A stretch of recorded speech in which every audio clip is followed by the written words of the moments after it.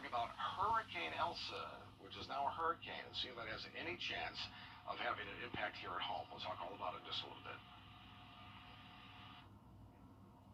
The Columbia County Sheriff's Office is investigating a death. It happened around 10 o'clock last night on Washington Road at Halele Farm Road.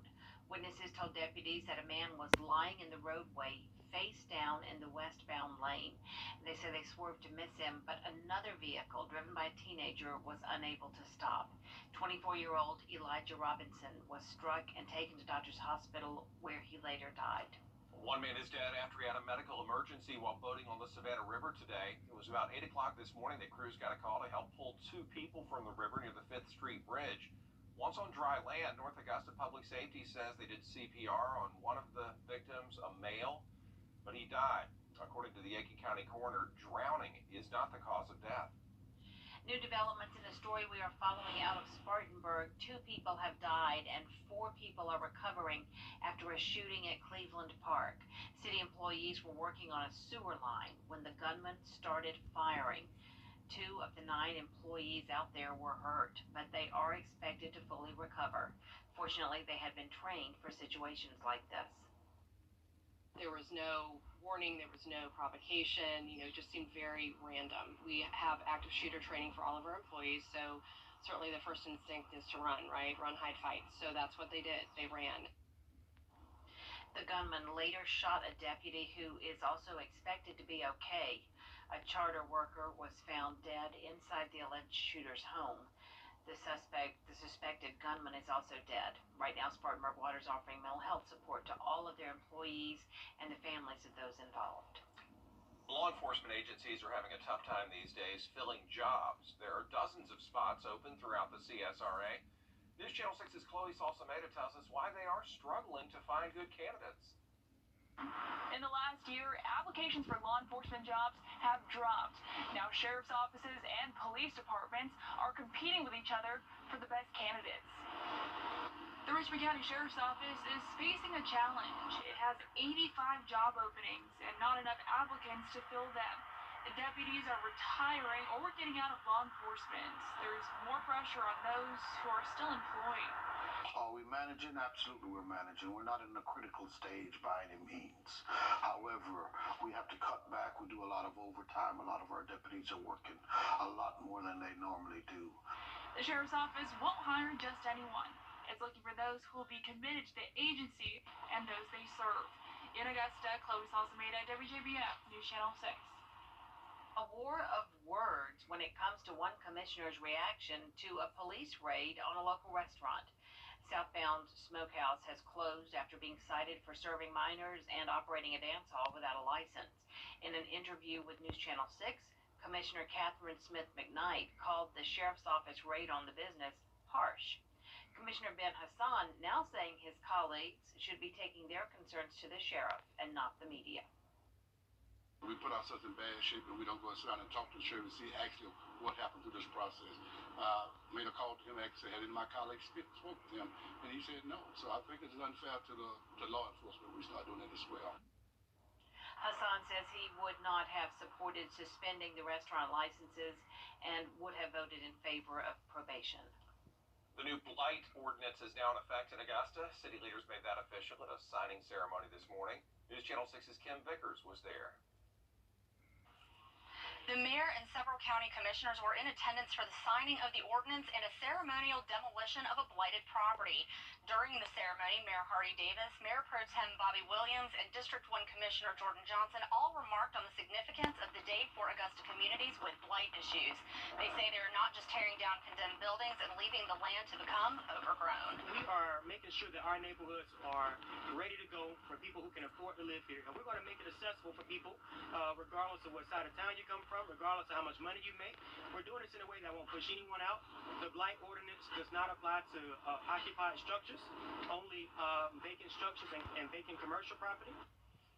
Mayor Davis says that while they're starting demolition in the Laney Walker Bethlehem community, they will be targeting blight all over Richmond County. Kim Vickers, WJBF, News Channel 6. The transformation of the old Regions Bank in Aiken is taking shape. Our Aiken Bureau Chief Sean Cabbage. Visit Jim Hudson Acura for attractive offers on a TLX.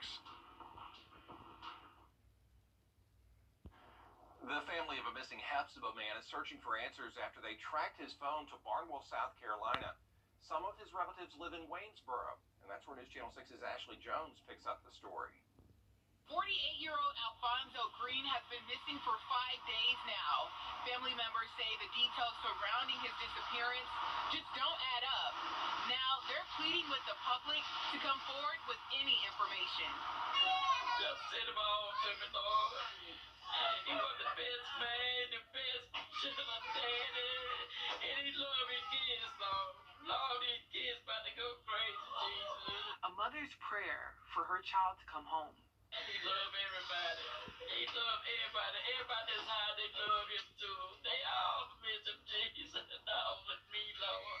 Alfonso Green disappeared on Sunday, June 27th. Green's girlfriend, Kashina Jordan, met with his family out in Waynesboro today. She says he left his Hepzibah home around 5 p.m. He's normally home and in the bed by 8 o'clock each night.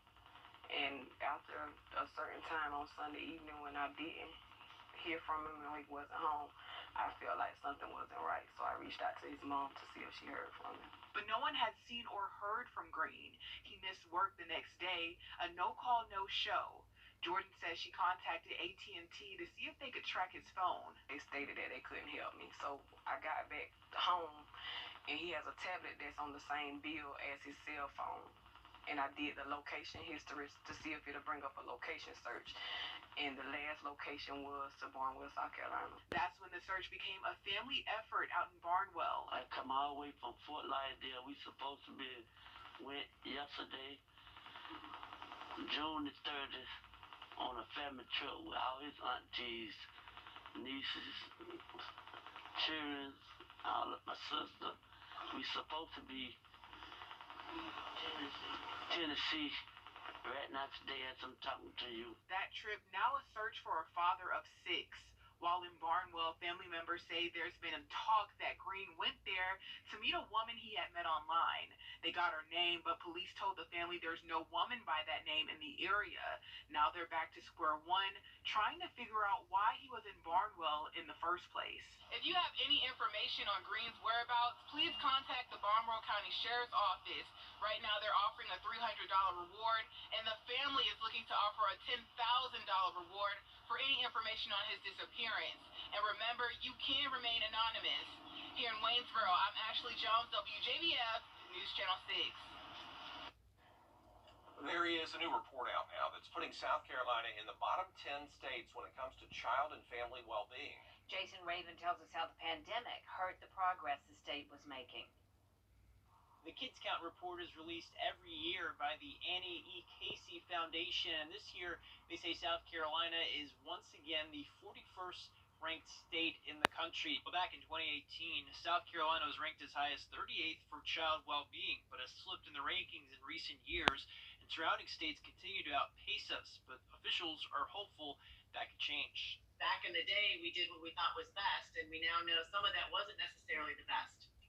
And we have data and we have research to show that. Joint Citizens and Legislative Committee on Children met to discuss this new report. It looks at 4 indicators: economic well-being, education, healthcare, and family and community. Now, South Carolina is ranked 37th in economic well-being, an improvement from 2020, and 44th in education, which was a slight drop from 2020, and 46th and 38th for health and family community, respectively. The Department of Social Services Director Michael Leach says addressing issues like mental health, substance use disorder, and social injustice could help improve well-being in the state. We have to come from a lot of angles, a lot of upstream preventative angles to figure this out and get us out of the 40s and again into the 30s and hopefully 20s. But it's going to be a lot of work on a lot of angles to make sure that we figure that out. Kate Phillips is the executive director of the Dorchester Children's Advocacy Center. She says addressing adverse childhood experiences, also known as ACEs, will help South Carolina make strides in child well-being. It's not a crime to have had trauma in your life and that it needs to be treated.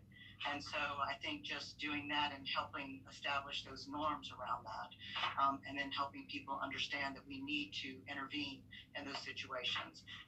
Lawmakers on the committee said they'll look at potential policy changes and new laws they could pass in 2022 to address these underlying issues. In Columbia, I'm Jason Raven. Coming up, Hurricane Elsa is heading for the coast. What that could mean for your 4th of July weekend and beyond.